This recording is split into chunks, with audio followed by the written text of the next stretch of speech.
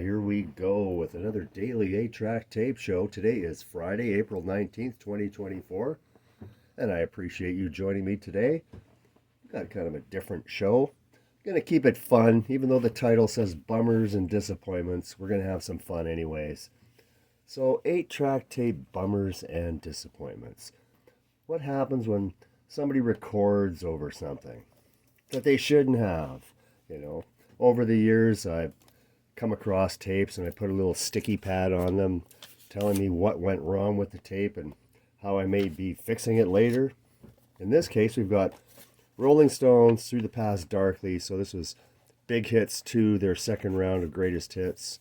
It's a 1970 release. Somebody just recorded blank over it. There's nothing on the tape, sadly. I mean, how disappointing.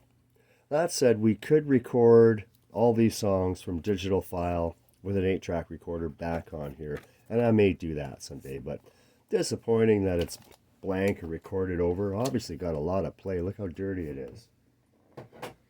And next up, somebody recorded over this one. This is Al Kooper, You Never Know Who Your Friends Are.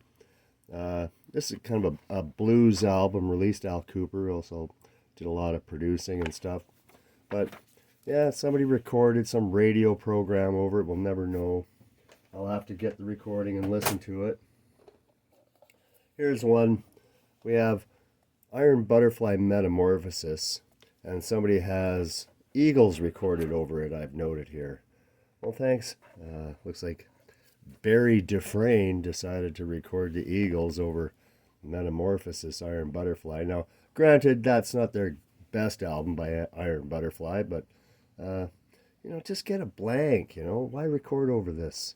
Now we've got to find a digital file, re-record this, and make it half decent again, but that's all right. And now here's probably my biggest disappointment, and that is this Black Sabbath Sabotage, which I picked up, and I found it for like $1 at a yard sale or something. Oh, cool, that's pretty good, but Program 1 has foreign audio recorded on it, so somebody recorded some British comedy over Hole in the Sky and Symptom of the Universe, while all the rest of the album is there. We've got, again, a British comedy recorded over the first program, and that's disappointing. What a bummer.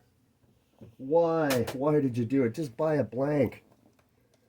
Okay, next up we've got a couple of pre-recorded tapes that somebody decided to record over, and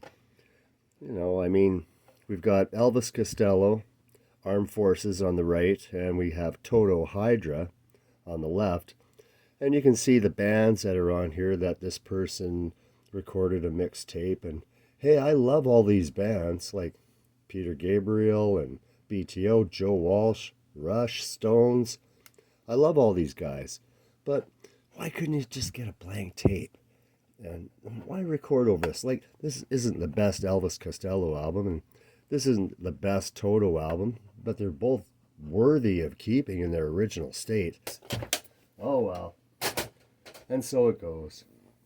Well, this isn't so much a disappointment as I have a couple of these for some reason. These are 4-track tapes. Oh, I've sworn. 4-track tapes. So the idea here was, back in the day, they had a machine that basically put this roller on a capstan, and as you shove the tape in, it would put the roller inside the tape to play it, right? Kind of like that. So these things failed. They didn't last very long. The 8-track took over. Sorry, 4-tracks, history.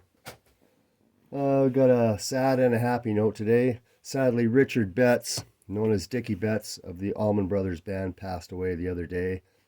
Awesome guitar player. Highly recommend you go listen to Ramblin' Man and the end of the song where him and Duane Allman are trading off licks. It's one of the most wonderful moments in guitar rock history. So listen to Ramblin' Man and think about Richard Betts today. And on a happier note, he passed away at 80, by the way, Richard Betts, and Dave Edmunds just turned 80. Now, I'm a huge Dave Edmunds fan. He was probably the first artist I got into back when I was a kid. I heard that song, I Hear You Knocking, and that vocal that sounded like he's talking over an old rotary phone. It was just amazing. And I followed him, and he put out some great albums.